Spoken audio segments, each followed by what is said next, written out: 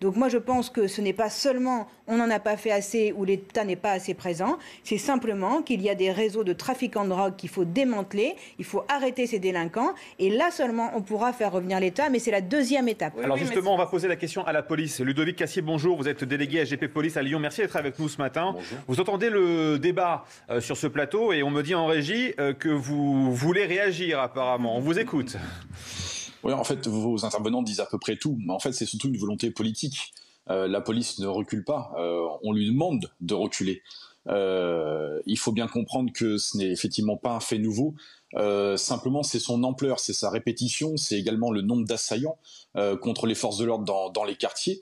C'est pas que des problèmes de stupes, c'est pas que des problèmes de communautarisme, c'est simplement un rejet de notre société, un rejet que la police représente par l'ordre républicain, mais plein d'autres valeurs. Donc il faut accepter que la police puisse réagir pour rétablir l'ordre. Et là, ça part sur une volonté politique. Et pour l'instant, elle n'existe pas. Mais sur ces tirs de mortier, Ludovic Cassier, c'est librement, c'est accessible facilement, ça coûte pas très cher. Lorsqu'on dit, nous en tout cas médias, on semble le découvrir depuis maintenant quelques semaines et quelques mois. Vous y êtes confronté depuis combien de temps ? Non, mais la vente des mortiers, effectivement, ça fait des années que ça existe. Mais même si on a une loi qui vient encadrer ça, vous savez bien qu'il y a plein de choses qui sont en vente illégale dans certains quartiers. Je suis pas certain que ça freine ce genre de choses. C'est qu'il faut qu'on soit prêt à ce que la police réponde. Il faut qu'on soit prêt à ce que la police fasse usage de ses armes lorsqu'elle est en situation légale de le faire. Il faut qu'on accepte donc les conséquences éventuellement derrière, parce que là on recule face à des tirs de mortier. Si on réagit, peut-être qu'on va déclencher une émeute. Et plein d'autres choses, et des conséquences peut-être pour les personnes humaines. Il faut que politiquement, on accepte ça pour établir l'ordre dans ces quartiers. Et encore une fois, pour l'instant, on n'y est pas.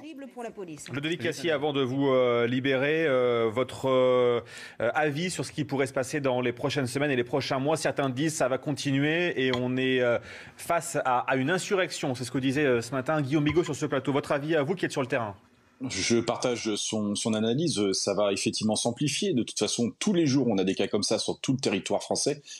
Évidemment que ça va continuer à s'amplifier tant qu'on n'aura pas une réponse ferme. On a parlé de réponse pénale, bien sûr, bien évidemment. Alors, il faut déjà que la police commence par interpeller les auteurs, ce qui est compliqué dans certaines situations. Une fois qu'ils sont interpellés, on mène une enquête, on les présente aux magistrats, et les magistrats ont tout leur rôle à jouer dans cet équilibre de société. Bien évidemment qu'on ne cherche pas à créer absolument des scènes d'émeute, mais il faut que la réponse soit complète. Il faut que les magistrats assument et assurent l'équilibre de la société dans leurs réponses qu'ils apportent par rapport aux attaques contre les policiers, mais j'ai envie de vous dire contre tous les citoyens.